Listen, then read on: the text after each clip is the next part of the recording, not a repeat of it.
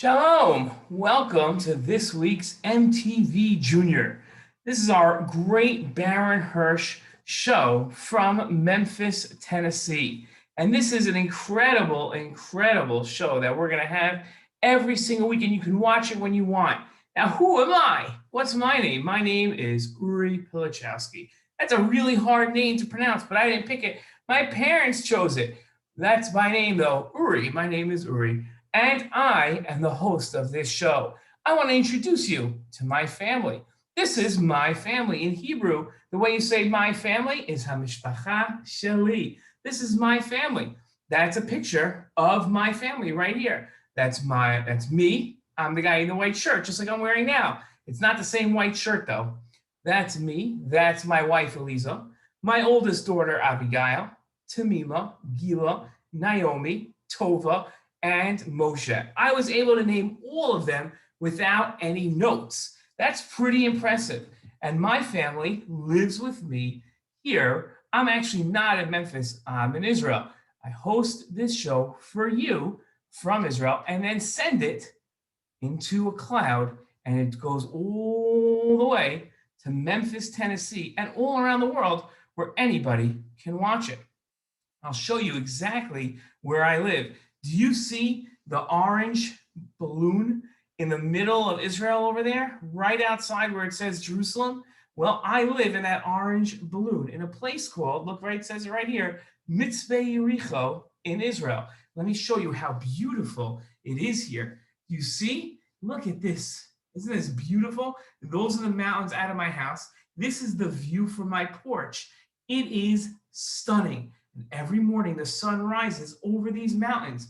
We love living here. It's such a special place. And it looks out over a city called Yericho. Maybe one day we'll go visit Yericho. Mitzvah means a view. So you can look over at Yericho. But around where I live, there's almost no one lives. They're just wild animals. We have foxes, we have birds, we have bats, we have squirrels, we have cats. Every type of animal except there are no lions, tigers, or bears. But did you know that thousands of years ago, lions lived here? And there was a man that lived here that had a pet lion. Really, no joke. Okay, let's see what we've got for today. What's going to be on today's show? Well, we've got some amazing things. First of all, don't forget, you can not buy, what am I talking about? You don't have to buy anything. Win raffle tickets. You can win tons and tons of raffle tickets if you answer the question. So today you have to pay attention. Make sure you have a piece of paper and a pen. Okay. Then we're going to talk about a story about a big rabbi who lived about 120 years ago. His name was the Chafetz Chaim. And we're going to learn why one Friday night he didn't make Kiddush till it was very late. What an amazing story you're going to hear. Then we're going to take a tour and look at a real Sefer Torah. A real Sefer Torah, not a fake Sefer Torah, a real Sefer Torah. Then we're going to have a game where we can win even more raffle tickets. And then we're going to have a partial question where you can win more raffle tickets. And if you win a lot of raffle tickets, your chances of winning a prize, a really good prize, goes up. Okay, so first thing we're going to do is we're going to watch a story. Now, in order to watch a story, I have to go into my story room. It means I have to change my clothes. I have to put on a sweater. I have to go into first a green room. Then I have to go to a story room with a picture of the Chafetz Chaim in it. It's a real picture of the Chafetz Chaim in the story room. That's the bell. Did you hear the bell? I heard the bell. That means it's time for us to go into the story room. So let's see if we can figure out how to do this. First, I have to go into the downstairs to the green room. Okay, I'm going down to the green room. Oh, now I'm in the green room. Okay, now I'm in the green room. Now what I have to do is I have to go into the story room. So I've got to get changed. That's first. Okay, I have to get changed and into my black sweater. And I have to go into the story room. So let's see if I can go into the story room. Whew, this is not easy, I'll tell you that much. Okay, here I go.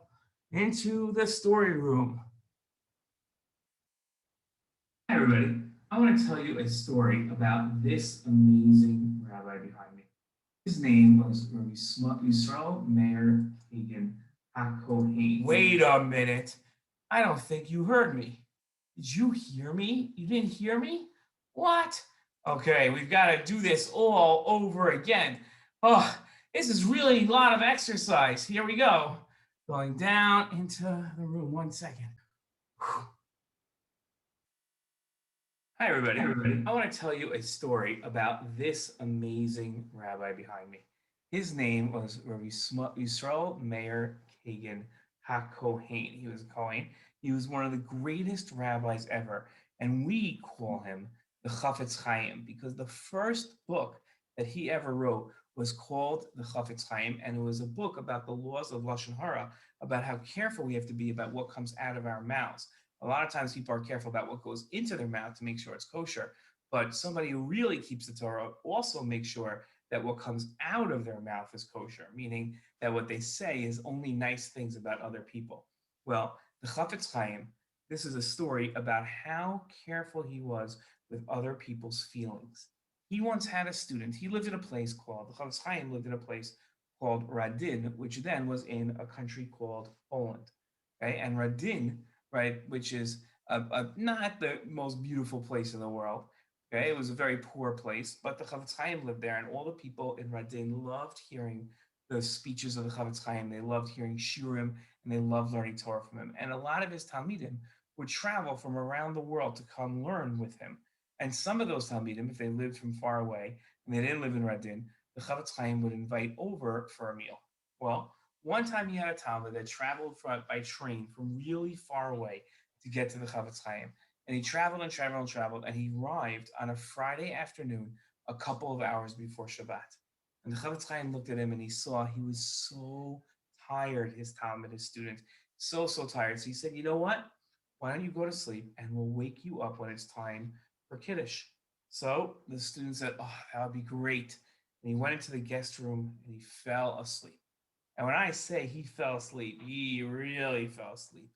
If a train came into his bedroom, he would not have woken up. He was fast asleep. So came time, it got dark out. It was time for Shabbat. The Chafetz Chaim's wife lit the candles for Shabbat, and it was Shabbat time. And the Chafetz Chaim davened, and now it was time to eat. But his talmid was asleep. What was he going to do? So the family said, you should wake him up. The Chafetz Chaim said, no, he's so tired. We can't wake him up. He needs to sleep. So, but he also needs to eat. So he says, let's let him sleep for a little longer. So the Chafetz Chaim made Kiddush for his family. They started to eat, and the Chafetz Chaim wasn't eating anything. His family noticed, and they said, why aren't you eating? He said, I'm going to wait for my student to wake up. So they said, why don't you go wake him up now? He said, let him sleep for a little longer. And the Chafetz Chaim kept saying, let him sleep for a little longer until the rest of his family had finished eating. They even ate dessert. And the Chafetz Chaim sat there, and he just waited and waited. And the rest of the family, they said Birkat HaMazon, they benched, and they went to sleep. And the Chafetz Chaim stayed up. At 3 a.m., his talmid wakes up and says, oh, wow, I feel like I slept for hours. How long have I been asleep? And the Chafetz Chaim says, you didn't sleep that long. You're probably still a little tired. So he says, well, did I miss dinner? So the Chafetz Chaim says, nope, we have it right here for you. The Chafetz Chaim says, I'm going to make Kiddush. So the Chafetz Chaim made Kiddush for his talmid, and his talmid sat there and he ate. And he said, oh, that was such a delicious meal. The Chafetz Chaim, who was really hungry by that point because it was the middle of the night and he hadn't had dinner, said it really was delicious, but it was so much nicer and so much more delicious because you joined me. And the talmid went back to sleep, and only 2 hours later, the Chafetz Chaim woke him up to go to davening, and they went to shul. And that teaches us how special the Chafetz Chaim was and how careful we have to be with other people's feelings. Because the Chafetz Chaim was so careful about his talmid's feelings that he wanted him to make sure that he got a good night's sleep. What a wonderful, wonderful story. Shalom. Okay, that was a great, great story. What a great, great story that was. Okay, so what should we do now together? What should we do? I know what we should do. I know exactly what we should do. We should play a game. But to play a game, hold on 1 second. I got to show you how to win raffle tickets when you win the game. Here we go. You ready for this? Okay, watch this. This was from the beginning. My family live in Mitzvah Yericho. What's on today's show to win a raffle ticket? And now here's how you win a prize. Here's how you win a prize. I'm going to ask you a question. Actually, we're going to play a game.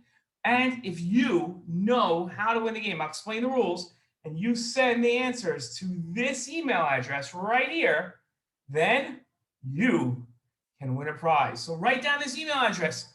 Don't lose it. Write it down and then send your answers. Here's how our game's going to work. Are you guys ready for this game? Okay. I'm going to tell you 5 things. 5 things I'm going to tell you. And if you can remember all 5 things and write them down and send them to this email address, you will win a raffle ticket. Okay, here we go. So I'm going to say them slowly first, then fast, then slow again. So get your pen and paper ready. Here we go. Crown, letters, Sefer Torah, Kiddush, Sofrim. Ready? Crown, letters, Sefer Torah, Kiddush, Sofrim.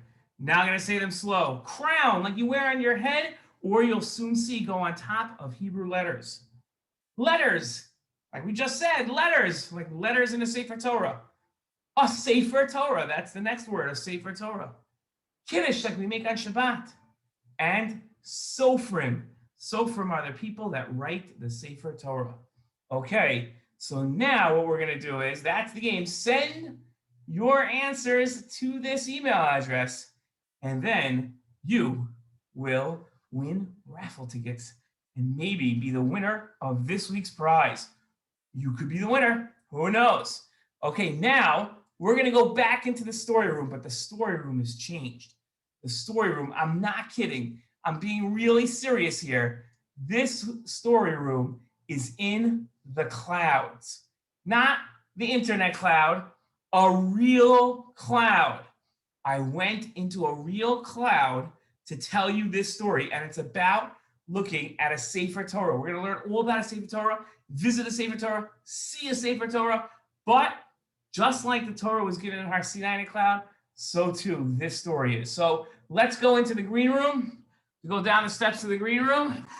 Okay, back up into the green room. And now I've got a share to go into the story room. Here we go. You ready? This is a good trip. Hello, everybody. Okay, today we're going to look at something really cool. We're going to get an in-depth look, really inside look at a Sefer Torah. But before we do that, I just wanted to show you, because it's so cool outside, I am actually standing in the middle of a cloud.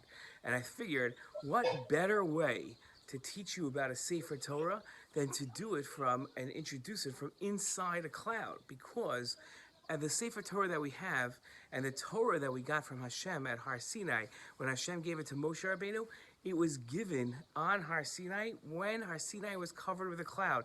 So it would have looked something like this. If you look, you see how all over the place there's just a cloud, and I'm not even that high up. In fact, I'm in one of the places that's the lowest in the entire world.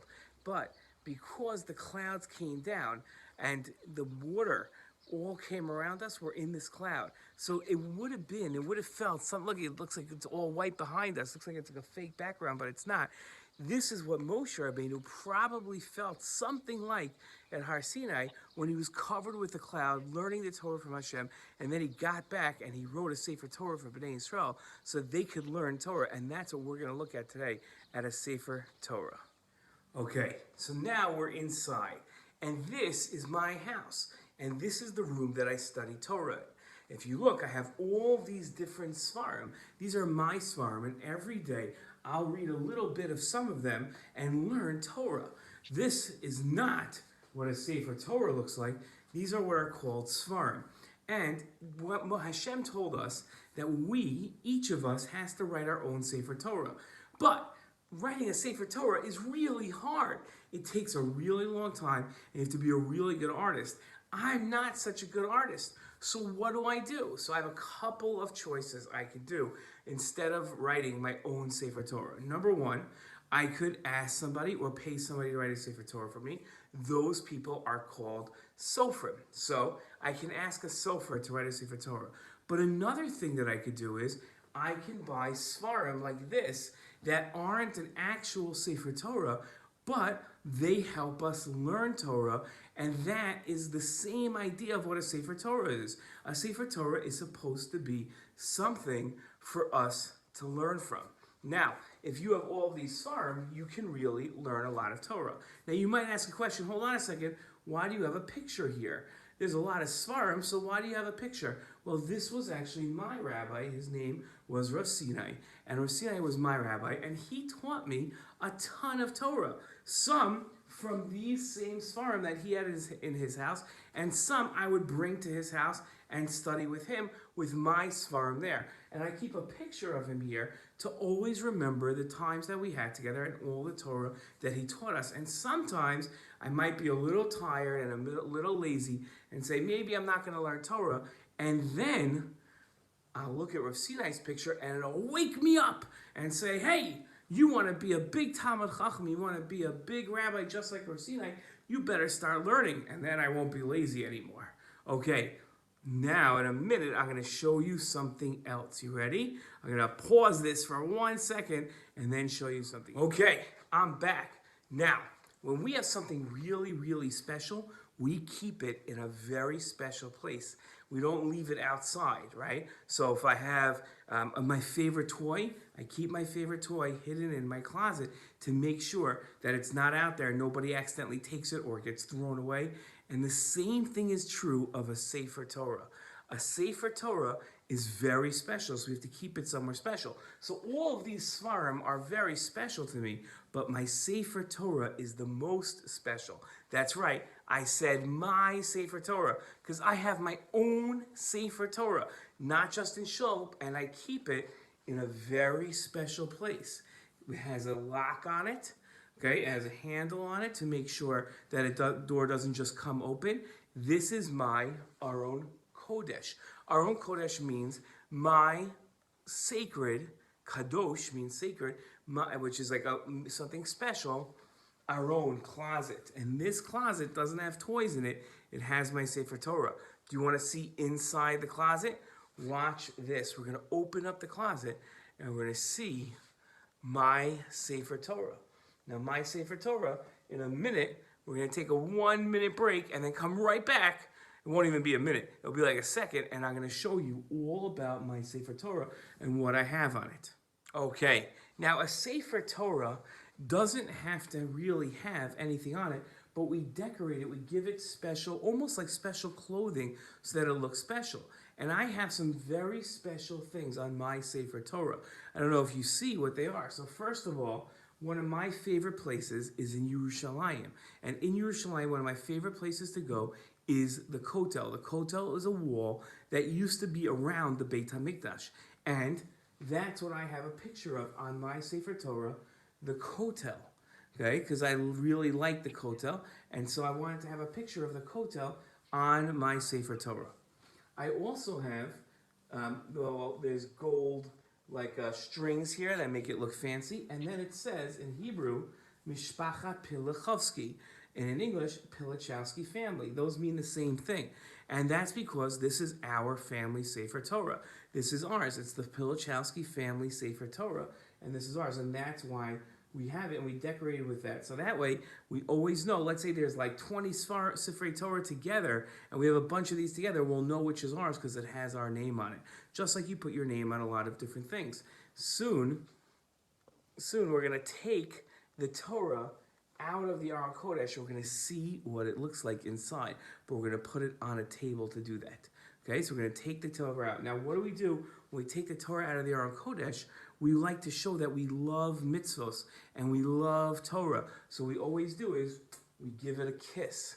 We kiss the Torah because it's so special, and special things that we love, we give a kiss to. Okay, now we've taken the Sefer Torah out of the Aron. Okay, we've taken the Sefer Torah out of the Aron. Let me get a chair here so I can sit down, you can see me. We've taken the Sefer Torah out and I've put it on my table where I study Torah. So now I'm going to take the Torah, we're going to open it up. So look what we do. We take the Torah, we pick it up a little bit, and we pull this off, okay? And now we have to treat it very carefully. So we put it on top of a chair over here, and it has a special belt that keeps it together. This belt is called a gartel. It has some Velcro that keeps it together, okay? And we take it out.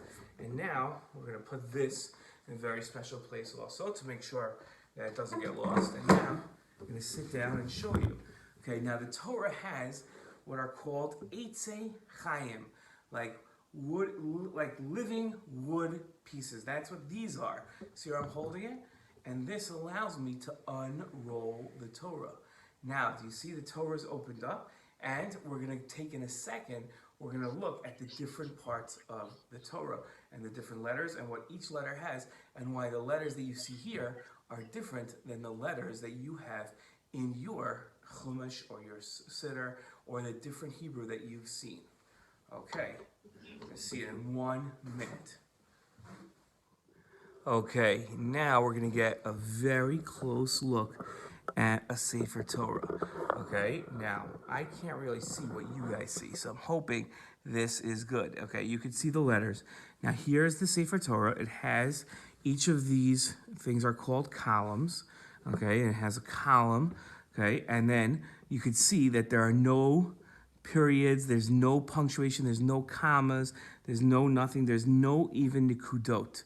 Okay, and all this is, right, and you have some letters are written bigger and some letters because the line has to end evenly. So sometimes to do that, you have to write bigger letters. Okay, now I'll show you some words that you know. Okay, here's where it says Yaakov. Okay, Vayahov Yaakov et Rachel. Yaakov loved Rachel. Okay, this is the story of where Yaakov said that he's going to work hard for her. Now I want to show you one thing on the letters that you're going to see is very special. They're called tagin. They're like crowns. Do you see how on each of the letters there's like a crown on top? That you don't have in a Chumash or anywhere else. Each of these letters has some letters, like the Zayin here and the Sin, right? That all has crowns on it. This ayin has a crown, and that crown makes the Torah very, very special. Okay, that's our look at a Sefer Torah. Okay, that was our tour of a Sefer Torah. That was how we learned all about a Sefer Torah. I hope you enjoyed it. Now we're going to go back and go back to our regular show afterwards. But I really hope you got to see a special Torah. I know that lately we haven't gone to shul that much, and we don't get to kiss the Torah ourselves, and we don't get to see the Torah ourselves, and that's a little sad. But it's okay, because soon we're going to get to go back. We're going to get to see Sefer Torah again, and you're going to get to give a kiss to your own Sefer Torah, at least to the shul Sefer Torah. But now you got to see the inside of a Sefer Torah, which even when we go to shul, we don't always get to do. I hope you liked it. Okay, bye-bye. Okay, let's go back to the green room. Okay, I hope you enjoyed that look at a Sefer Torah. That was pretty cool. I liked it. I like the look at a Sefer Torah. I like my Sefer Torah. Okay, and now we're going to end off. So let's put back how to win a prize. Everybody get ready. This is going to be the final question that we have for today. And the final way that we can win a prize. That's not how we do it. Okay, here we go. We're going to go. Ready? You send it to here, and then we're going to say one last thing before the show is over. So here we go. All you have to do to win 2 raffle tickets is send an email here with what this week's Parsha is. If you send an email here with this week's Parsha is, you can win 2 raffle tickets. Now, if you want to win more prizes, all you have to do is look at this week's fun letter, the Shabbat fun letter that's in the newsletter that we have all the time. So all you have to do is look at it. So go get a fun letter, ask the office, ask your parents for a fun letter, and there's also one, should be, linked in the comments to this video. Okay, shalom.